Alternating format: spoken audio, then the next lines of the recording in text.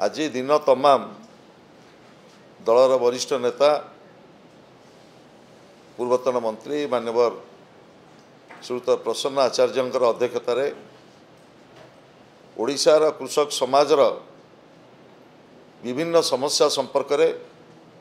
विभिन्न दाबी संपर्क में व्यापक भाव में चर्चा आलोचना करा जायछि। आपण माने जानिछन्ते 2002 मसीह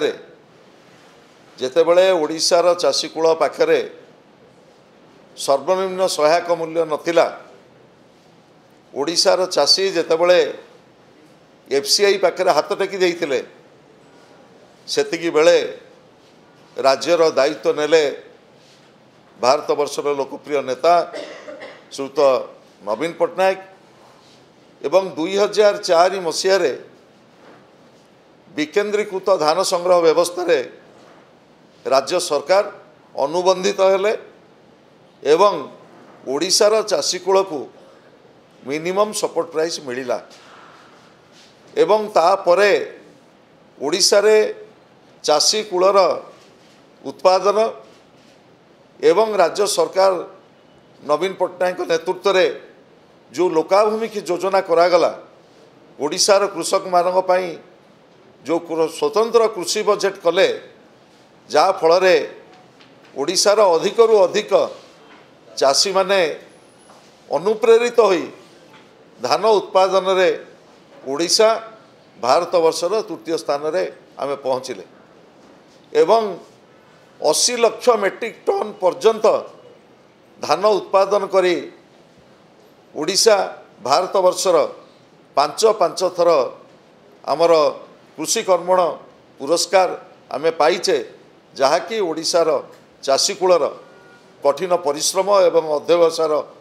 कहले अत्युक्ति होब नाही। किंतु दुर्भाग्यर कथा 1 वर्ष 3 मास बीती जाइछि नूतन सरकार आछंती जो सरकार ओडिशार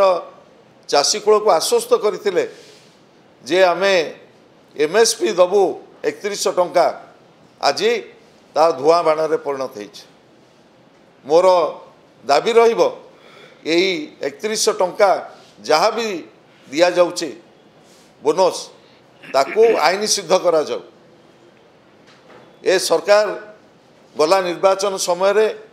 डबल इंजिन सरकार ओडिशार चाषीकूल को आश्वस्त करथिले जे आमे स्वामीनाथन कमिशन रो रेकमेंडेशन प्रस्ताव को कार्यकारी करिवु। स्वामीनाथन कमिशन रो रेकमेंडेशन थिला चाषी रो उत्पादन एवं तापरे 1/3 चाषी पाई अधिक किभଳି भाबरे अनुदान दिया जिवो ता थिला स्वामीनाथन कमिशन रो रिपोर्ट। किंतु आज पर्यंत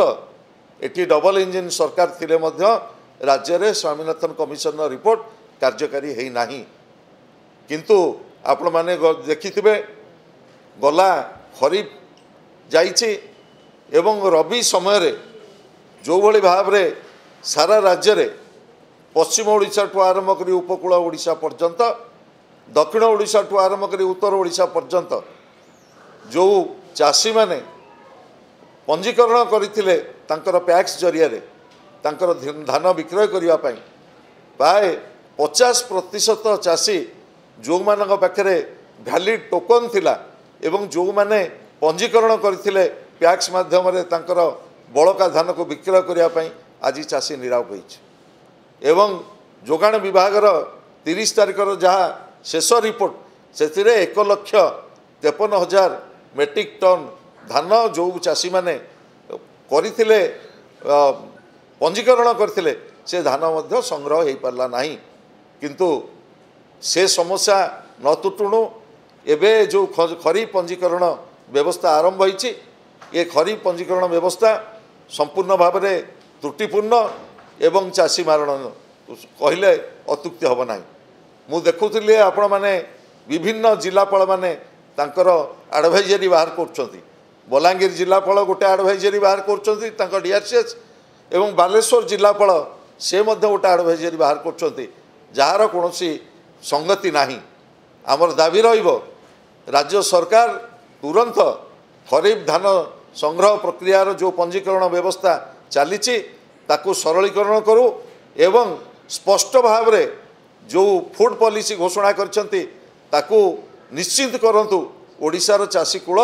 जो भली भाव में खरीफ धान ठीक भाव में संग्रह बिक्री करि परिबे एवं संग्रह होई परिबो एवं ओडिशार चाषी कूल आज जो भली भाव में प्रतारित होईची आपण माने देखुथुबे पैक्स जरिया रे आमर जो सार सब्सिडाइज सार दबा कथा आज से सब्सिडाइज सार मध्य लोकों पाखरे चाषी पाखरे पहुँची पारनी